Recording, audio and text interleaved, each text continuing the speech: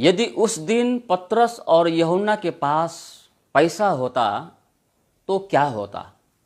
मैं इस सवाल को करते हुए प्रेरितों के काम 3 अध्याय में जो घटना घटा था उसके विषय में मैं मनन कर रहा था। उसने पतरस और यूहन्ना से भीख मांगा और पतरस यूहन्ना ने उसके तरफ देखते हुए कहा, हमारे पास चांदी सोना तो नहीं है, परंतु जो हमारे पास है या मैं तुम्हें देता हूँ।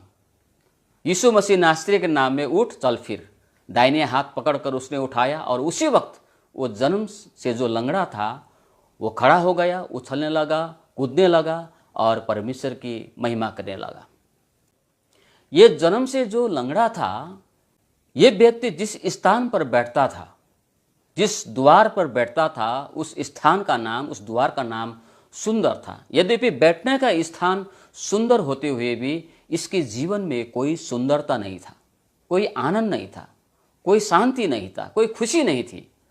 परंतु जब प्रभु के लोग, प्रभु के जन पतरस यूहन्ना के संपर्क में यह व्यक्ति आया तो परमेश्वर ने अद्भुत काम किया और इसे नया आशीष, नया जीवन मिला। प्रियो, लेकिन मेरा सवाल वही है, यदि उस दिन पतरस और यूहन्ना के पास अगर पैसा होता तो क्या होता? जेब को टटोलते और पैसा निकालकर शायद उस व्यक्ति को, वो जन्म के लंगड़े को शायद दे देता। अगर ऐसा होता तो वहां पर उस दिन पैसे का मिनिस्ट्री होता, पैसे का सेवकाई होता, लेकिन पवित्र आत्मा की सेवकाई नहीं होता। प्रियो दोस्तों, मैं इस खंड से आपको क्या बता रहा हूं, अगर उस दिन इस दोनों के पास में पैसा होता तो शायद ये दोनों पैसे निकाल कर दे देते और ये भिखारी भी पैसे ले लेते और उस पैसे को ले जाकर ये भिखारी शायद 2-4 दिन बड़ी आनंद के साथ में बिताता।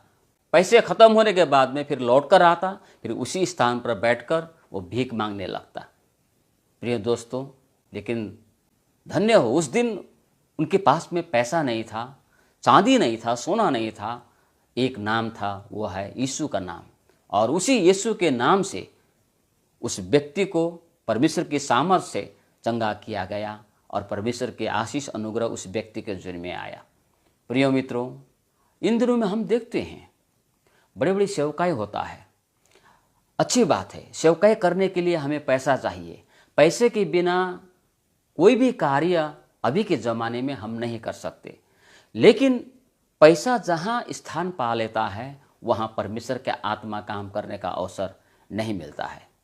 प्रिय मित्रों, सेवकाई में आते वक्त कई सारे लोग बहुत बड़ी आशा लेकर, चंगाई की आशा लेकर, उद्धार की आशा लेकर, आनंद शांति की आशा लेकर वे लोग आते हैं और वहाँ पर वो आनंद महसूस करते हैं, चंगाई को महसूस करते हैं।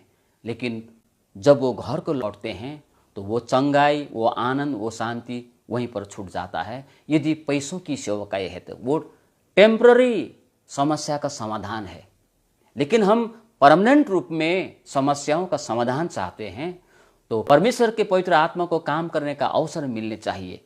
प्रियो, कोई भी व्यक्ति अपने समस्या का समाधान अस्थायी रूप में नहीं चाहता। हर कोई चाहता है कि उनकी पीड़ा, उनकी समस्या हमेशा के लिए मिट जाए, परमानेंटली वो दूर हो जाए। लेकिन अगर जब हम पैसों की सेवकाई करते हुए पैसों को ही प्राथमिकता देते हैं, पैसों को मान्यता देकर ही हम सेवकाई करने की कोशिश करेंगे तो पैसों का ही सेवकाई होगी। शायद उस समय में उन लोगों का जो दुख है, जो तकलीफ है, बीमार है, शायद ऐसा लगे कि चंगा हो गया, आनंद पा लिया, लेकिन ये क्षणिक होगा, अस्थायी होगा, टेम्पररी हो सकता है। लेकिन जब परमेश्वर का आत्मा काम करता है, पवित्र आत्मा जब काम करेगा तो उनका समस्या, उनकी रोग, उनकी तकलीफ परमानेंटली हमेशा के लिए दूर हो सकती है। इसीलिए प्रियो, हमें सेवकाई करने के लिए पैसा चाहिए, पैसे की जरूरत है, लेकिन पैसा सब कुछ नहीं है। पैसा को प्राथमिकता नहीं देते हुए परमेश्वर के आत्मा को, परमेश्वर के पवित्र आत्मा की खोज करते हुए, परमेश्वर की अगुवाई में जब हम किसी भी सेवकाई को करते हैं तो वहाँ पर लोगों की दुख, तकलीफ, समस्याएं स्थायी रूप से हमेशा के लिए दूर किया जाएगा प्रभु यीशु के नाम से। छोटी सी संदेश में प्रभु आप सभी को आशीष दे। सभी को जय मसीह की।